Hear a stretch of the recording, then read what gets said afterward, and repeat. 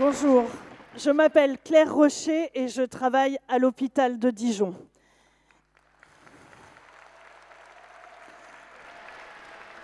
Il y a maintenant 2 ans, la première vague de Covid a déferlé sur les hôpitaux. Et du jour au lendemain, nous avons basculé dans la médecine de catastrophe.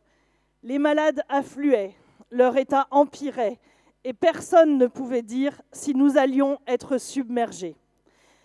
Il a fallu faire face alors que les médecins eux-mêmes ignoraient tout du virus, sans savoir s'en prémunir, ni comment le soigner. Un désastre, avec ses moments dramatiques. Beaucoup de patients mouraient seuls, sans pouvoir dire au revoir à leurs proches. Nos propres collègues tombaient malades. Les hôpitaux ont manqué de tout, de blouses, de masques, de respirateurs, mais surtout de lits et de personnel qualifié. Ces manques, nous les vivions depuis des années, et beaucoup d'entre nous ne réalisaient pas que la moindre épidémie serait une catastrophe, et cette fois, on y était. On n'a pas pu accueillir à la fois le Covid et les autres malades. Et des patients sont morts faute de pouvoir être opérés au XXIe siècle dans un des pays les plus riches de la planète. Pendant cette première vague, on pouvait encore se dire qu'on gérait l'urgence avec les moyens du bord. Mais ensuite, rien n'a été fait.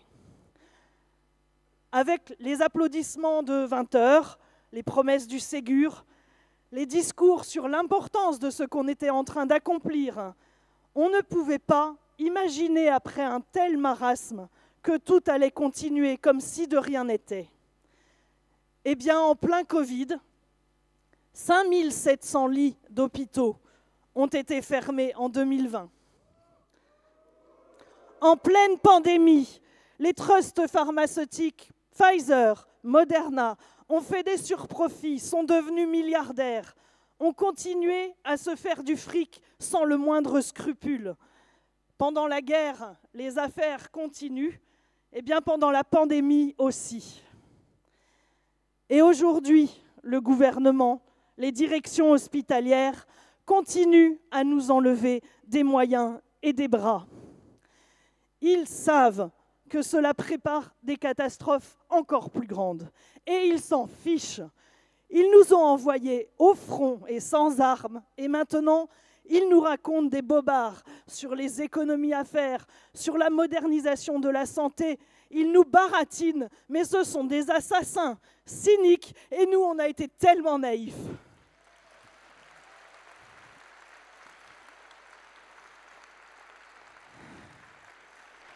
Alors évidemment, il y a des soignants qui se démoralisent, qui démissionnent.